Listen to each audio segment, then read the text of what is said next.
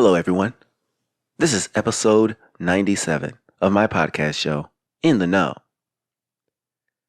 This podcast is aimed at trying to guide people through the world with a variety of topics.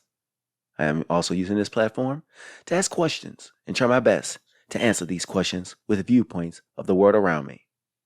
The following episode introduction speech is for the topic of today, and that introduction speech is regarding who created God.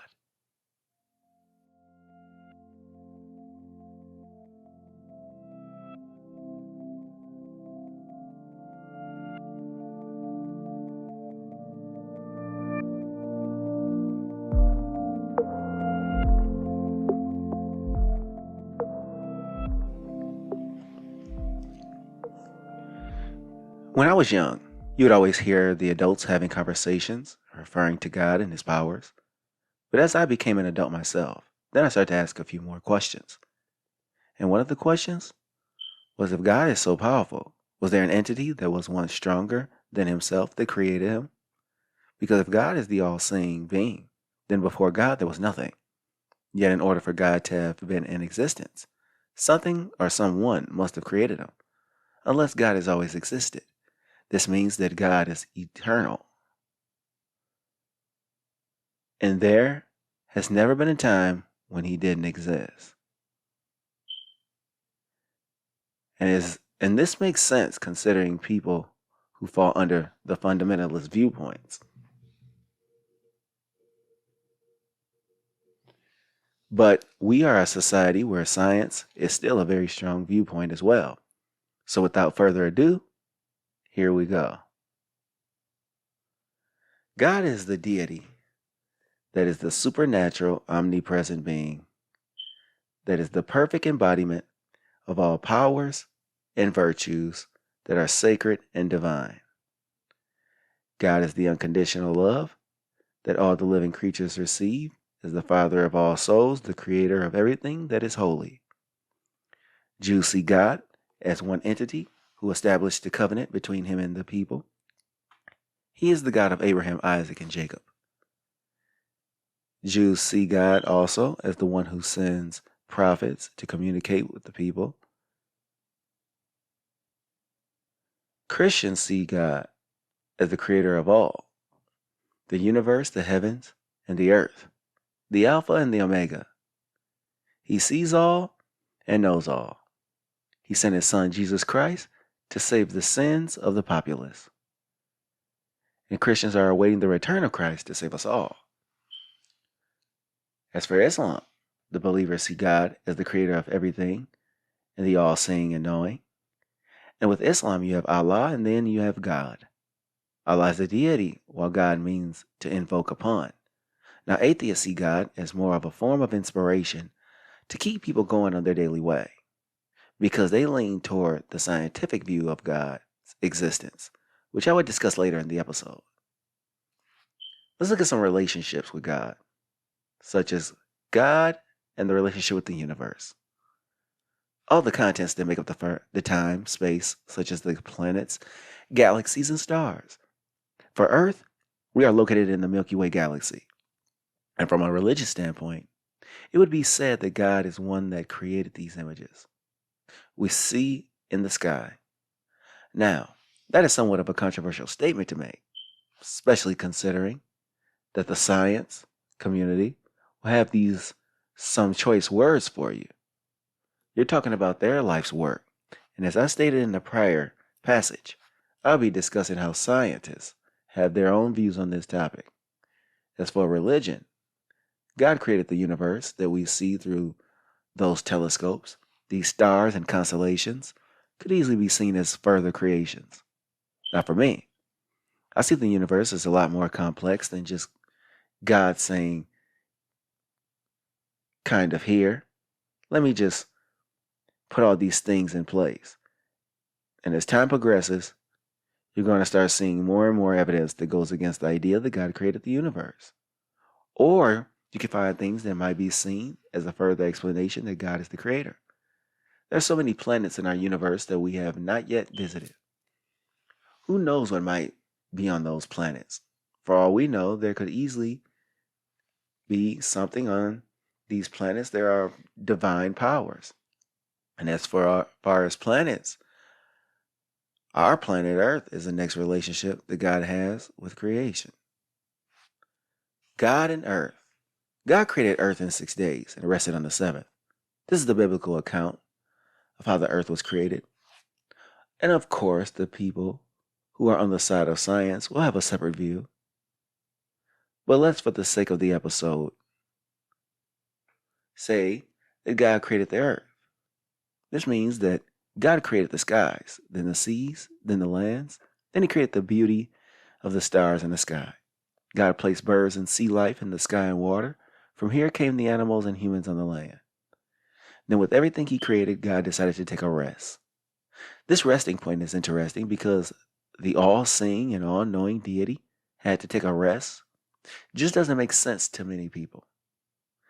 Since a rest signifies that your guard is down and things may take place out of your control when you're resting. So how does one see the world through the lens of restful eyes? Well, let's be honest. What does God truly need to pay attention to on earth? I'll tell you what needs detailed attention paid to, and that is His children, us as a human species. And this is where I'll be transitioning into the area of God's existence. That is the relationship He has with man. On the sixth day, God created man in His likeness. And here lies another controversy. The creation of man only taking 1 day is silly to a lot of people. But I mean, we're talking all-seeing and all-knowing God. He could bring the world in 6 days, and He could absolutely create one man in a day. So what were the parameters for the creation of man? Well, man was created in the image of God. Adam was created and Eve from his rib. They were placed into the Garden of Eden, in which Eve convinces Adam to eat from the tree of knowledge from being tempted by the serpent. As they begin to eat the fruit, they become aware of their nakedness. When God sees them, they are hiding. He becomes aware that they ate from the tree. This is because their nakedness was covered. So as a result, God punished them both. Man was forced to work labor, and the woman was forced to deal with the feelings of pain during childbirth.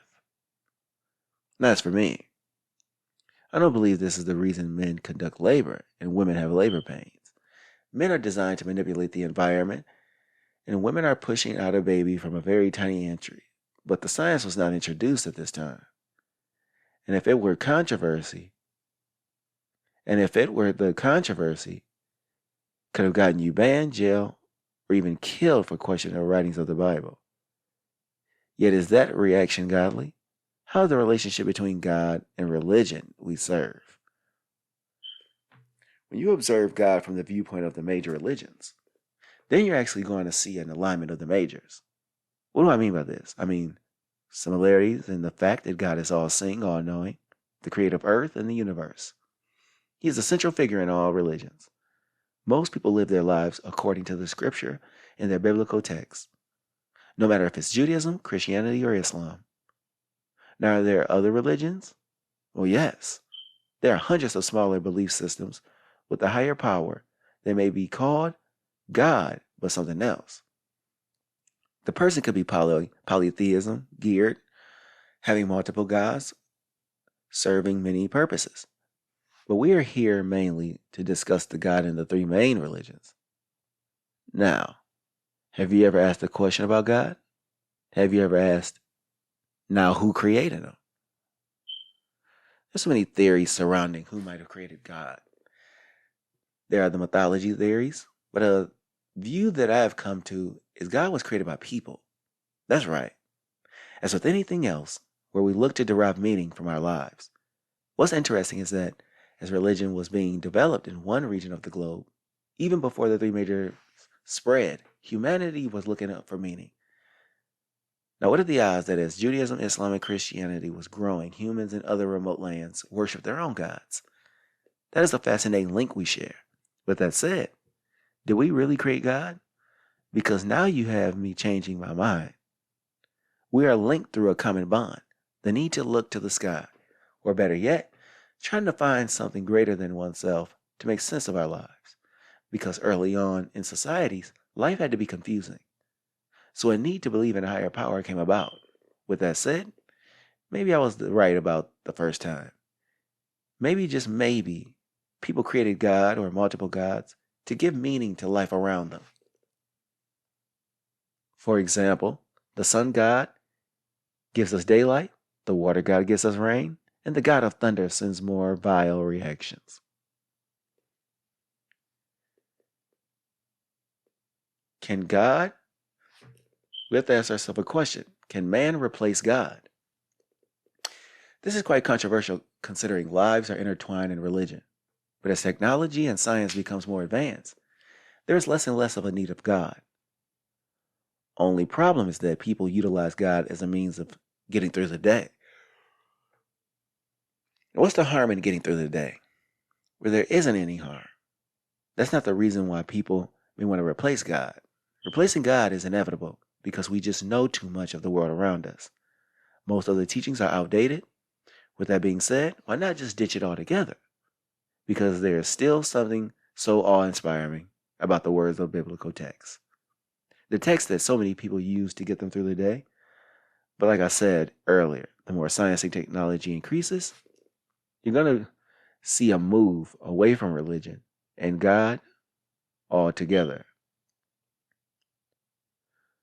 Now let's look at some scientific viewpoints of the creation of God.